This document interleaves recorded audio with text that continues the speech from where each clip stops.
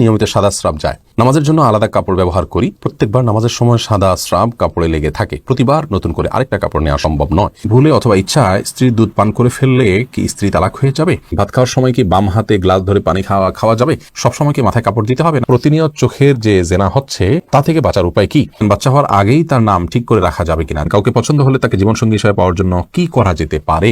কাফনের কাপড় নাকি দরদাম করে কেনা যায় না, কতটা শরীয়তসম্মত?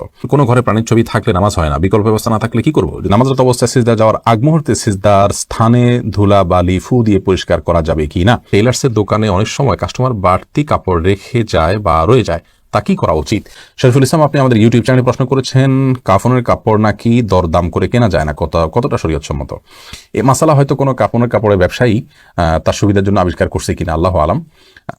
কারণ হলো এই ধরনের মাসআলা থাকলে তো কাফনের কাপড়ের বিক্রেতা যারা তারা লাল হয়ে যাবে, যে কোনো দাম চাইবে আপনি দরদাম করতে পারবেন না।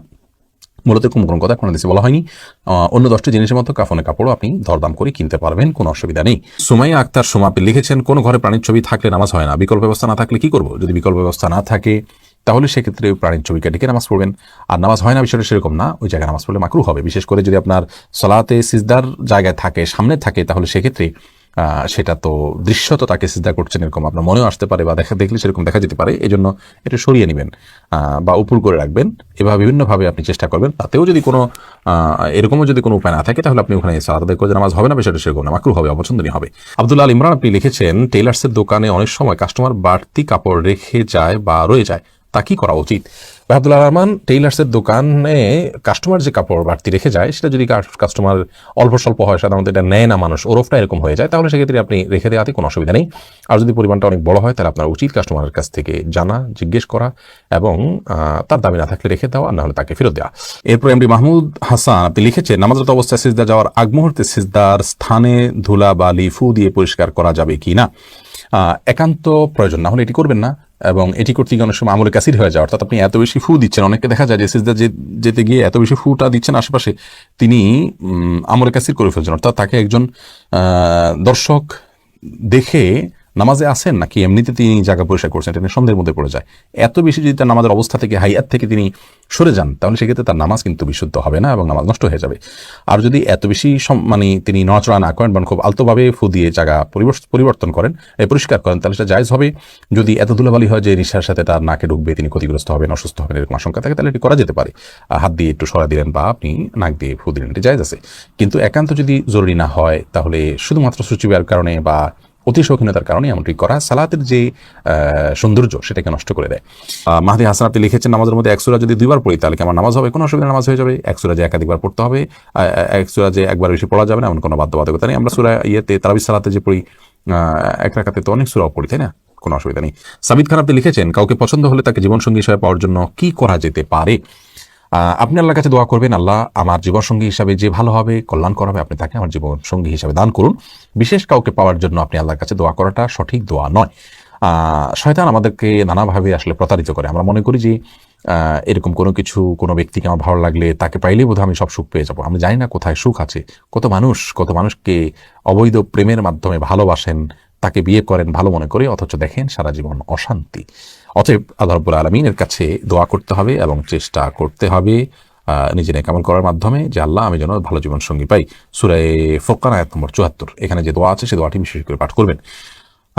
আর নিজে কাউকে যদি মনে করেন যে সব দিক থেকে তিনি ভালো, আসলে দিনদারিতার দিক থেকেও তিনি ভালো, এরকম মানুষ পাওয়া যায় না, এবং সেক্ষেত্রে আপনি ইস্তেখারা করতে পারেন আল্লাহর কাছে। 2 রাকাত নামাজ পড়ে ইস্তেখারার দোয়া পড়বেন। ইস্তেখারা নামাজের নিয়ম লিখে দিলে আমাদের একটা ভিডিও আছে, সার্চ করলে পাবেন। ইস্তেখারার নিয়ম আপনি জেনে ইস্তেখারা সালাত আদায় করবেন এবং আল্লাহর কাছে কল্যাণ প্রার্থনা করবেন, বা সেটাই আপনার করণীয়। এর বেশি আপনার কোনো কিছু করণীয় নাই। দুনিয়ার কোনো কিছু নিজে ভালো মনে করে সেটাকে পাওয়ার জন্য খুব বেশি লালায়িত হয়ে যাবে, বিশেষ করে এই জাতীয় ইস্যুতে, এটা আমাদের জন্য রিস্কি। সিরাজুল ইসলাম এর থেকে আপনি লিখেছেন বাচ্চা হওয়ার আগেই তার নাম ঠিক করে রাখা যাবে কিনা? যাবে, কোনো অসুবিধা নেই। বাচ্চা হওয়ার আগে থেকে ছেলে হোক মেয়ে হোক, ছেলে হওয়ার সমাবেশে হিসেবে ছেলের নাম, অথবা ছেলে মেয়ে দুইটা রেখে দিলেন, আগে থেকে ঠিক করে রাখলেন, কোনো অসুবিধা নেই। সোহেল হোসেন আপনি লিখেছেন প্রতিনিয়ত চোখের যে জেনা হচ্ছে তা থেকে বাঁচার উপায় কি? চোখের জেনা অত্যন্ত ভয়াবহ। আমি প্রথমে আপনাকে সাধুবাদ জানাই যে আপনি এই ভয়াবহতা আঁচ করতে পেরে এখান থেকে বাঁচার চেষ্টা করছেন। আজকাল অনেক মুসলিম আমরা এ থেকে বাঁচার প্রচেষ্টাটুকু পর্যন্ত আমরা করছি না। আল্লাহ তাআলা আমাদেরকে মাফ করুন। চোখের জেনা থেকে বাঁচার জন্য আমাদের যে কাজগুলো করতে হবে তার মধ্যে থেকে সবচেয়ে গুরুত্বপূর্ণ কাজ হলো চোখের জেনা যে জায়গাগুলোতে হয় সেই জায়গাগুলো অ্যাভয়েড করতে হবে। ধরুন ফেসবুকে আপনার যে আইডিগুলো থেকে এই ধরনের জিনিস আসে সেই আইডিগুলো আনফলো করতে হবে। সেগুলো থেকে সকল পোস্ট যেন না দেখেন, সেজন্য হেড অল পোস্ট করে রাখতে হবে, এবং যারা বোঝেন তাদের সহায়তা নিতে পারেন। কোনোভাবে আপনি বাঁচতে না পারলে সেই অ্যাপই আপনি পরিহার করবেন, যাবেই না সেই সোশ্যাল মিডিয়াতে, ইউটিউবে বা অন্যান্য জায়গায় একটা বাজে জিনিসে ক্লিক করলে সেখান থেকে আরও খারাপ জিনিস আসে, এগুলো পরিহার করতে হবে যথাসম্ভব। আর বাজে বন্ধু তাদেরকে যথাসম্ভব অ্যাভয়েড করতে হবে। আর ইমানদার, নেককার, আল্লাহওয়ালা, আমলদার মানুষের সোহবতে উঠাতে হবে। আজকাল সোহবত একেবারে হারিয়ে গেছে, আমরা সহজে দিন পেয়ে যাচ্ছি অনলাইনে বিভিন্ন মাধ্যমে। এই জন্য সোহবতের যে গুরুত্ব আছে সেটা আমরা অনেকে আঁচ করি না। সোহবতের মাধ্যমে, নেককারের মানুষের সান্নিধ্যে থাকার মাধ্যমে আমরা চোখের গুনাহ থেকে ইনশাআল্লাহ বেঁচে থাকতে পারবো। আল্লাহ তাআলার কাছেও আশ্রয় চাইবো, আল্লাহ ইন্নী আউযু বিকা মিনাল ফিতানি মা যাহারা মিনহা ওয়া বাতান, সব ধরনের ফিতনা থেকে আল্লাহ তাআলার কাছ থেকে পানা চাইবো। শিশির ভেজা ঘাস ডায়েরি থেকে আপনি লিখেছেন, সবসময় কি মাথায় কাপড় দিতে হবে? না, সবসময় মাথায় কাপড় দিতে হবে বোন, এমনটি মোটেও আবশ্যক নয়। আপনি পরপুরুষের সামনে গেলে বা সে আপনাকে দেখে ফেলতে পারে এরকম হলে সেক্ষেত্রে মাথায় কাপড় না, শুধুমাত্র আপনি আপনার সৌন্দর্য ঢাকবেন, মাথার কাপড়কে আরো টেনে দিয়ে আপনার সৌন্দর্য এবং রূপ লাবণ্য এগুলোকে ঢেকে তার সামনে যাবেন। আর এর বাইরে আপনি আপনার বাসায় আপনার বাবা, ভাই, বোন বা আপনার মহিলারা, তারপর আপনার ছেলে, মাহরাম যারা আছেন তাদের সামনে আপনাকে মাথা সবসময় ঢেকে রাখতে হবে কাপড় দিয়ে, এমনটা আবশ্যক নয়। তবে হ্যাঁ, আপনি ফিতনার এই যুগে নিজেকে যথাসম্ভব সেফে রাখার জন্য আপনি অন্য পুরুষদের সামনে, অর্থাৎ বাসার মাহরম পুরুষদের সামনে, ধরুন শ্বশুর আছেন, আপনার বড় ভাই আছেন, বড় সন্তান, ছেলে সন্তান আছেন, তাদের সামনে মাথায় কাপড় টাপড় দিয়ে থাকতে পারলে ভালো। কিন্তু মাথায় কাপড় দিয়ে রাখতে হবে সবসময়, এটা পর্দার নির্দেশ এরকমটি কিন্তু নয়, নিজের পরিবারের সদস্যদের সামনে অর্থাৎ মাহরামদের সামনে। এম এ রহমান আপনি লিখেছেন, ভাত খাওয়ার সময় কি বাম হাতে গ্লাস ধরে পানি খাওয়া যাবে? যাবে। বিশেষ করে বাম হাতে পানি নিয়ে ডান হাতে ঠেক দিয়ে অনেকে খান, অর্থাৎ দুই হাত দিয়েই খেলেন আর কি, এটা জায়েজ আছে। কিন্তু উত্তম হলো আপনি সরাসরি ডান হাত দিয়ে পান করা। কারণ নবী করিম সাল্লাল্লাহু আলাইহি ওয়াসাল্লাম এক কৃতদাসকে বাম হাতে খেতে দেখে বলেছেন, কুল বিয়ামিনিক, তুমি তোমার ডান হাতে খাও, অকুল বিমায়ালিক, এবং তোমার সামনে থেকে খাও। তো বাম হাতে পান করা এটা সুন্নাহর খেলাফ একটি কাজ, এটি করা উচিত নয়। ডান হাতে যথাসম্ভব পান করা উচিত। কিন্তু ডান হাতে আমাদের খাবার লেগে থাকে, বিশেষ করে আমরা যারা এই সাবকন্টিনেন্টে থাকি, আমাদের খাবারগুলো এরকম যে ভাত তরকারি ঝোল টোল দিয়ে খেতে গেলে আমাদের হাত মেখে যায়, গ্লাসে ধরলে নষ্ট হয়ে যায়, সেখানে আমরা আঙুল চেটে খেয়ে তারপরে ধরতে পারি। সেটা আমাদের জন্য অধিকতর সুন্নাহর নিকটবর্তী এবং ভালো। কিন্তু যদি কেউ বাম হাতে খেয়ে ডান হাত দিয়ে ঠেক দেন, তাহলে সেটাকেও আপনি আপনার ভুল বলবেন বা গুনাহ হয়েছে এরকম বলার কোনো সুযোগ নেই, সেটা করা যেতে পারে। অনেক ওলামা ইকরাম সেই পরামর্শ দিয়ে থাকেন। আরমান হোসেন আপনি ইউটিউব চ্যানেল থেকে প্রশ্ন করেছেন, ভুলে অথবা ইচ্ছায় স্ত্রীর দুধ পান করে ফেললে কি স্ত্রী তালাক হয়ে যাবে? দেখুন, ভুলে বা ইচ্ছাকৃতভাবে যদি কোনো স্বামী তার স্ত্রীর দুধ পান করে ফেলে, তাহলে তার কারণে তাদের বৈবাহিক সম্পর্ক নষ্ট হবে না, এটি বিশুদ্ধতর মত এবং এটি জমহুর উলামা ইকরামের মত। কেউ কেউ এর ব্যতিক্রম বলেছেন, কিন্তু সেটি আসলে গ্রহণযোগ্য নয়।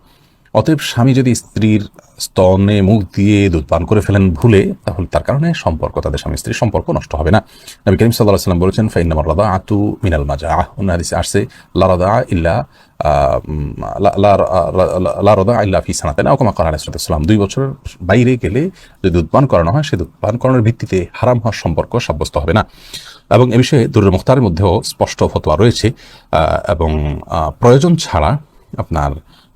ছাড়া আপনার একজন মানুষ অহেতুক কর্মকাণ্ড থেকে যথাসম্ভব, বিশেষ করে যেখানে নানা রকমের রিস্ক আছে, নানা রকমের আপনার সুবিধা অসুবিধার দিক সেখানে চলে আসতে পারে, এই ধরনের বিষয়ে মানুষ যথেষ্ট সাবধান এবং সচেতন হতে হবে। স্ত্রীর দুধ যদি অনিচ্ছাকৃতভাবে কারোর মুখে চলে যায় এবং সে পান করে ফেলে, তাহলে সেটা মানে ইচ্ছাকৃত যদি কেউ করে তাহলে সে নাজায়েজ হবে, গুনাহের কথা হবে। যদিও কোনো কোনো রকম জায়েজ বলেছেন, কিন্তু নাজায়েজ এবং গুনাহ হবে, এই মতটি অধিকতর শক্তিশালী। এরপরে নাজিফা নুজহাত বোন আপনি জানতে চেয়েছেন, নিয়মিত সাদা স্রাব যায়, নামাজের জন্য আলাদা কাপড় ব্যবহার করি, প্রত্যেকবার নামাজের সময় সাদা স্রাব কাপড়ে লেগে থাকে, প্রতিবার নতুন করে আরেকটা কাপড় নেওয়া সম্ভব নয়, এক্ষেত্রে করণীয় কি? বোন নুজহাত, দেখুন, যদি নিয়মিত আপনার অপবিত্র কোনো কিছু শরীর থেকে বের হতে থাকে এবং প্রত্যেক ওয়াক্তের জন্য আপনি আলাদা আপনার অজু করে সালাত আদায় করেন, তাতে আপনার সালাত হয়ে যাবে। কাপড়ের বিষয়টি হলো যে অনবরত যদি হতে থাকে এবং সালাত অবস্থায় হতে থাকে, তাহলে ইনশাআল্লাহ ওই কাপড় 5 ওয়াক্ত সালাতের জন্য 5টা কাপড় পরিবর্তন করা আপনার জন্য আবশ্যক নয়। যদি আপনার জন্য সেটি সাধ্যের বাইরের বিষয় হয়, তাহলে সেক্ষেত্রে একটা জিনিস আপনি করতে পারেন যে কাপড়ের যে অংশে লেগেছে সে অংশ বা আনুমানিক কিছু অংশকে শুধুমাত্র ওইটুকুকে ধুয়ে আপনি দিয়ে দিলেন, পরবর্তী সালাতের আগে আগে সেটা শুকিয়ে গেল, তাহলেও সমস্যার সমাধান হতে পারে।